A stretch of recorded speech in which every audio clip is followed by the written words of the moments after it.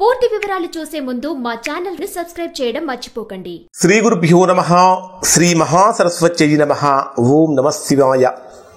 Narayana Sastry astrology channel వీక్షిస్తున్నటువంటి ప్రేక్షక మహాశైలకు స్వాగతం, సుస్వాగతం. ఈరోజు మనము 2025 సంవత్సరం ఏప్రిల్ నెల 16వ తేదీ నుంచి 30వ తేదీ వరకు కన్యా రాశిలో జన్మించినటువంటి వారికి ఏ విధంగా ఉందో తెలుసుకుందాం. కన్యా రాశి వారి యొక్క ప్రస్తుత గ్రహస్థితిని కనుక పరిశీలించినట్లయితే దాదాపుగా అనుకూలమైనటువంటి ఫలితాలు కన్యా రాశి వారికి కనిపిస్తున్నాయి.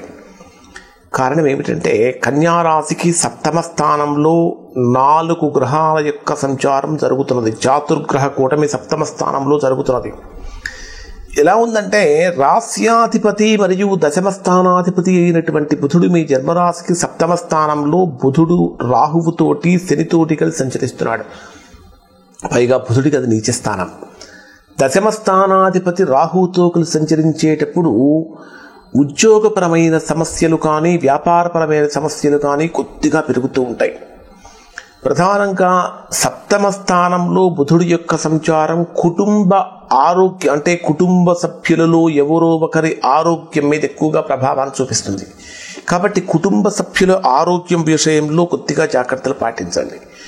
అలానే మీ జన్మరాశికి ద్వితీయ స్థానాధిపతి మరియు భాగ్యస్థానాధిపతి అయినటువంటి శుక్రుడు కూడా 7వ స్థానంలోనే సంచరిస్తున్నాడు, ఉచ్చ స్థానంలో సంచరిస్తున్నాడు. ఆర్థికంగా అత్యంత అనుకూలంగా మారుతుంది. కారణం ఏమిటంటే ఆర్థికంగా అనుకూలంగా మారటానికి ధనాధిపతి ఉచ్చ స్థానంలో సంచరించేటప్పుడు ఫైనాన్షియల్ డెవలప్మెంట్స్ అనేటటువంటివి బ్రహ్మాండంగా జరుగుతాయి. రావాల్సిన ధనమంతా చేతికి అందుతూ ఉంటుంది.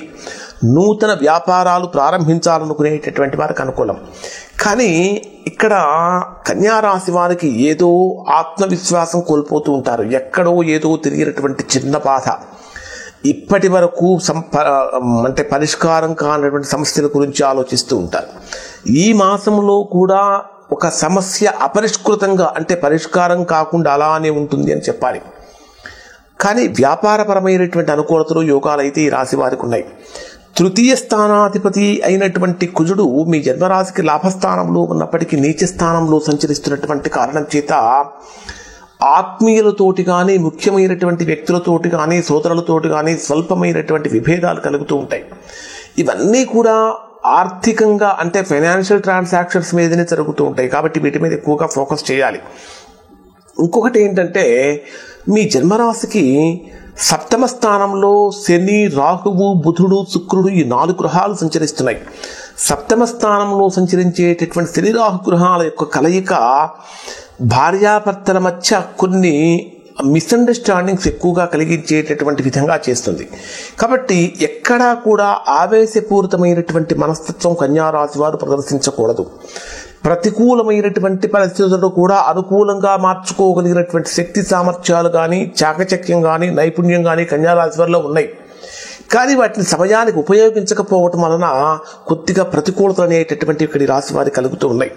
అన్నింటికంటే ముఖ్యంగా ఆత్మబలం, మనోబలం అనేటటువంటిది రాశి వారికి చాలా అవసరం. అంటే మిమ్మల్ని మీరు గనక నమ్మినట్లయితే ప్రపంచం మిమ్మల్ని నమ్ముతుందనేటటువంటి భావన ఇక్కడ మీరు గుర్తించాలి.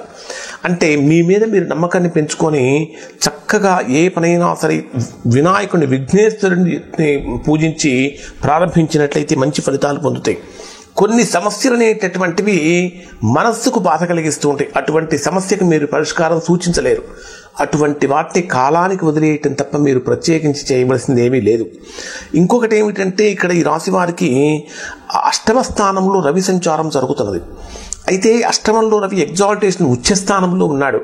అష్టమంలో రవి ఉచ్చస్థానంలో సంచరిస్తున్నటువంటి కారణం చేత ప్రభుత్వ ఉద్యోగస్తులకు అనుకూలంగా మారుతుంది. కానీ కాంట్రాక్ట్ వ్యాపారం చేసేటటువంటి వారికి, కాంట్రాక్ట్ బిజినెస్ చేసేటటువంటి వారికి అవకాశాలు దగ్గర దాకా వచ్చినట్టే వచ్చి దూరంగా పోతున్నాయా అనిపిస్తుంది.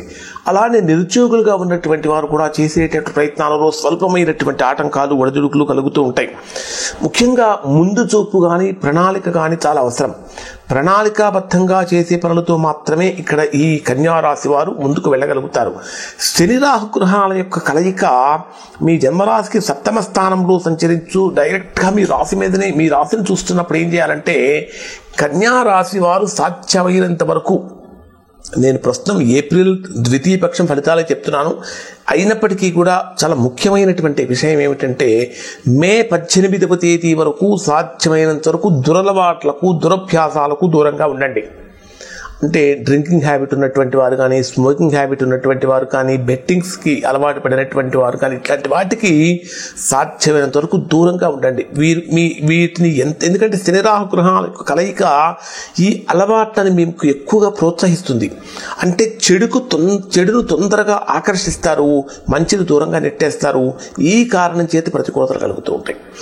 ఈ కన్యా రాశి వారికి నేత్ర సంబంధమైన సమస్యలు కానీ లేదా గొంతుకు సంబంధించిన సమస్యలు కానీ ఎక్కువగా వస్తూ ఉంటాయి. కాబట్టి ఈ విషయంలో ఎక్కువగా ఫోకస్ చేయండి. ఇక్కడ దీర్ఘకాలికంగా ఏర్పడినటువంటి కోర్టు కేసులు ఏవైతే ఉంటాయో అవి పరిష్కారం దిశగా అడుగులు పడుతూ ఉంటాయి. ఇక్కడ డే వైజ్గా పరిశీలిస్తే కన్యారాశి వారికి ఏ విధంగా ఉంటుందంటే 16వ తేదీ ఉదయం నుంచి 18వ తేదీ ఉదయం 8:19 వరకు స్వల్పమైనటువంటి మానసిక అశాంతి కలుగుతుంది. ఎందుకంటే ఎక్కడో ఏదో చేయాలనుకున్నటువంటి పని చేయలేకపోతూ ఉంటాం. ముఖ్యమైనటువంటి వ్యక్తుల యొక్క సహకార లోపం అనేటటువంటిది కూడా జరుగుతూ ఉంటుంది.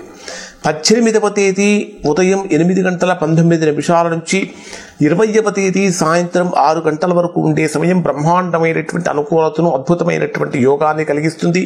ఇక్కడ స్థిరాస్తులు వృద్ధి చేయడం కోసం చేసే ప్రయత్నాలు ఫలిస్తాయి. విద్యాపరమైనటువంటి విషయాలు అనుకూలంగా మారుతూ ఉంటాయి. తల్లికి సంబంధించినటువంటి ఆరోగ్యపరంగా ఏర్పడినటువంటి ప్రతికూలతలు తొలగిపోతూ ఉంటాయి. 20వ తేదీ సాయంత్రం 6 గంటల నుంచి 22వ తేదీ రాత్రి 12:30 గంటల వరకు సంతానపరమైనటువంటి విషయాలు ఎక్కువగా ఫోకస్ చేయండి.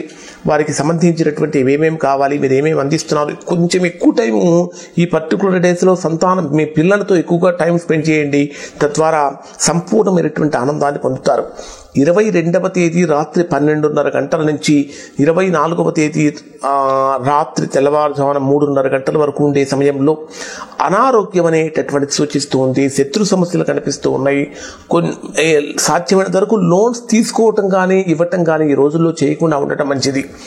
ఇక 25వ తేదీ ఉదయం నుంచి 27వ తేదీ ఉదయం 7 గంటల వరకు ఉండే సమయం బ్రహ్మాండమైనటువంటి అనుకూలత కలిగిస్తుంది. కారణం ఏమిటంటే మీ జన్మరాశికి 7వ స్థానంలో పంచగ్రహ కూటమి అక్కడ 2 రోజులు ఉంటుంది. 25, 26 తేదీల్లో పంచగ్రహ కూటమి ఉంటుంది. ఈ పంచగ్రహ కూటమి ఇక్కడ అఖండమైనటువంటి విజయాన్ని కలిగిస్తుంది. చేసేటటువంటి పనులు అనుకూలతను కలిగిస్తూ ఉంటుంది. అనేక రకాలైనటువంటి అనుకూలతలు, యోగాలు కలుగుతూ ఉంటాయి. ఇక 27వ తేదీ ఉదయం నుంచి 29వ తేదీ ఉదయం 7 గంటల వరకు ఉండే సమయం పూర్తిగా ప్రతికూలమైన సమయం అని చెప్పాలి. ఇక్కడ అష్టమ స్థాన చంద్రదోషం యొక్క ప్రభావం తీవ్రంగా ఉంటుంది. ఇది మీకు అనేక రకాలైనటువంటి అవయోగాలు కలిగిస్తుంది. ఇన్వెస్ట్మెంట్స్ చేసేటటువంటి వారికి పనికిరాదు. లాభాల కంటే నష్టాలు ఎక్కువగా కనిపిస్తూ ఉంటాయి. ప్రయాణ సమస్యలు కనిపిస్తూ ఉంటాయి. ఉద్యోగ సమస్యలు కనిపిస్తూ ఉంటాయి. కొంచెం జాగ్రత్తలు పాటించాలి. 29వ తేదీ ఉదయం నుంచి 30వ తేదీ రాత్రి వరకు ఉండే సమయం అంతా కూడా కన్యారాశి వారికి దాదాపుగా అనుకూలమైన సమయాన్ని కలిగిస్తుంది. ఇక్కడ ఈ కన్యారాశిలో జన్మించినటువంటి వారు వీలైతే శని రాహు గ్రహాలకు సంబంధించినటువంటి జపాలు, హోమాలు, దానాలు చేయించుకోవటం, శని పాశుపత హోమం చేయించుకోవటం వలన మంచి ఫలితాలు పొందుతారు. ఇంకా ఎవరైనా సరే తీవ్రమైన ప్రతికూలతలు కనుక ఉన్నట్లయితే అటువంటి వారు ఒకసారి మీరు మీ వ్యక్తిగత జాతకాన్ని విశ్లేషణ చేయించుకొని దోషం ఎక్కడుందో తెలుసుకొని దోష నివారణ చేయించుకుంటే మంచి ఫలితాలు పొందుతారు. ఇవి కన్యారాశి వారికి సంబంధించిన ఫలితాలు. శుభం.